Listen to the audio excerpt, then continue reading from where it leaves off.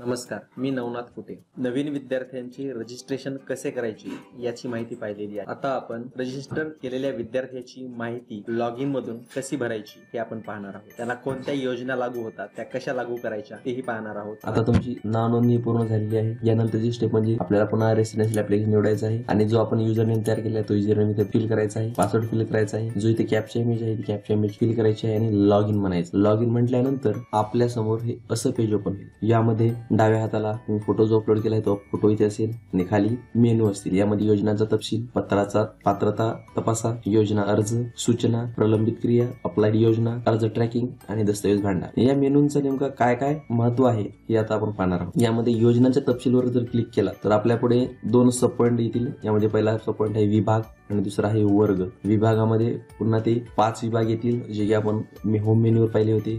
त्या 5 विभागामधील जो विभाग आपल्याला हवा आहे तो विभाग आपण सिलेक्ट केला, हायर अँड टेक्निकल एज्युकेशन. तर त्यामध्ये असणाऱ्या विविध योजना आपल्या इथे दिसतील आणि त्या योजनांना आपण ते व्ह्यू केल्यानंतर आपल्याला त्या योजनांची माहिती आपल्याला समोर येईल. व्ह्यू केल्यानंतर आपल्याला त्या योजनेचा आढावा, त्या योजनेचे फायदे, त्या योजनेसाठी आवश्यक असणारी पात्रता, त्या योजनेसाठी आवश्यक असणारी कागदपत्रे, त्या योजनेचा GR आणि लागू करामध्ये आपल्याला ती योजना लागू होते. यानंतर याचा दुसरा मेनू आहे वर्ग. वर्गला क्लिक केल्यानंतर आपल्या समोर सध्याला फक्त ई स्कॉलरशिप हा एकच वर्ग आहे, कारण सध्या फक्त ई स्कॉलरशिप साठी हे पोर्टल सुरू आहे. त्यामुळे ई स्कॉलरशिपला क्लिक केल्यानंतर आपल्याला प्रत्येक डिपार्टमेंटच्या टोटल शिष्यवृत्त्या इथे आपल्याला शो, इथे जसे आपण विभागानुसार शिष्यवृत्ती पाहिली, आपल्याला जर एकाच ठिकाणी पाहिजे असेल सर्व शिष्यवृत्त्या तर आपल्याला ई स्कॉलरशिपला क्लिक केल्यानंतर आपल्याला टोटल शिष्यवृत्त्या प्रत्येक विभागाच्या इथे दिसते. यानंतरचा ऑप्शन आहे पात्रता तपासा. पात्रता तपासाला क्लिक केल्यानंतर आपल्याकडे नवीन पेज ओपन होते. अशा प्रकारे यामध्ये आपल्याला योजना पात्रता तपासायची असेल त्यानंतर आपल्याला जी योजना लागू आहे त्या योजना आपल्याला इथे शो होतील. त्याला आपण ऍक्शन मध्ये जाऊन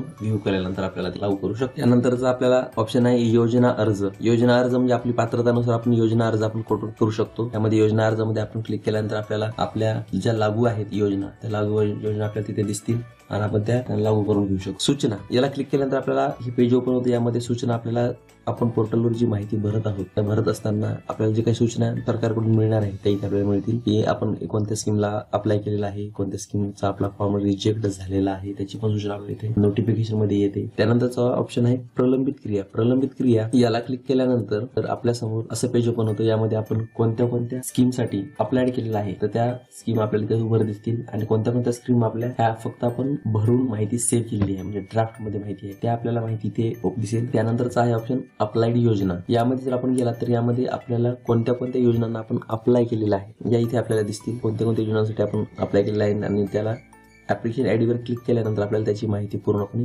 ओपन होईल. त्यानंतर अर्ज ट्रॅकिंग. यामध्ये आपल्याला आपला ऍप्लिकेशन आयडी इथे एंटर केल्यानंतर ट्रॅक म्हटल्यानंतर आपला ऍप्लिकेशन त्या आयडीचं जो ऍप्लिकेशन असेल तो ऍप्लिकेशन सध्या कुठे आहे, इन्स्टिट्यूट लॉगिनला गेलेला आहे की डिपार्टमेंट लॉगिनला गेलेला आहे हे सर्व आपल्याला इथे अर्ज ट्रॅकिंग वर शो होईल. त्यानंतरचा ऑप्शन आहे दस्तऐवज भांडार. यामध्ये सर्व कार्ड आयडी कार्ड आपण इथे अपलोड करू शकतो. आता आपण एखादी शिष्यवृत्तीला क्लिक केलं आहे, समजा ती पूर्व मॅट्रिक शिष्यवृत्ती एखादी असेल तर त्याला क्लिक केल्यानंतर आपल्याला एक नवीन फॉर्म ओपन होतो ज्यामध्ये की आपल्याला आपली पूर्ण माहिती पुन्हा एकदा भरायची असते. जिथे किती माहिती ते बघा, वैयक्तिक माहिती अशी आणि सेव्ह करायची. त्यानंतर अपंगत्वाचा जर तपशील भरायचा असेल तर आपल्याला अपंगाचा असा फॉर्म येईल आणि नंतर अपंगत्वाचं फॉर्म आपल्याला फाईल अपलोड करायची आहे. लक्षात ठेवा कोणत्याही फाईल अपलोड करताना त्याची साईज 256 KB पेक्षा कमी असायला हवी. त्यानंतर आपला जात तपशील विचारतील. त्यानंतर पत्त्यामध्ये आपल्याला आपला अर्जदाराचा पत्ता लिहायचा आहे. आता जर आपण प्री मॅट्रिक सिलेक्ट केला असेल तर त्यामध्ये आपल्याला मुलाच्या पालकाचं किंवा संरक्षकाचं तपशील इथे भरायचं असते, आपली माहिती भरायला लागेल. त्यानंतर प्री मॅट्रिक सिलेक्ट केलं असल्यामुळे आणि त्यानंतर मागच्या वर्षीची त्याची मार्कलिस्ट इथे आपल्याला अपलोड करायची आहे. जर आपण ऑलरेडी डॉक्युमेंट्स आपण अपलोड केलेले असतील मार्कशीट वगैरे तर आपल्याला लिंक डॉक्युमेंट म्हणून हा ऑप्शन इथे दिसतोय, इथे डायरेक्ट अटॅच करू शकतो. सेम पद्धत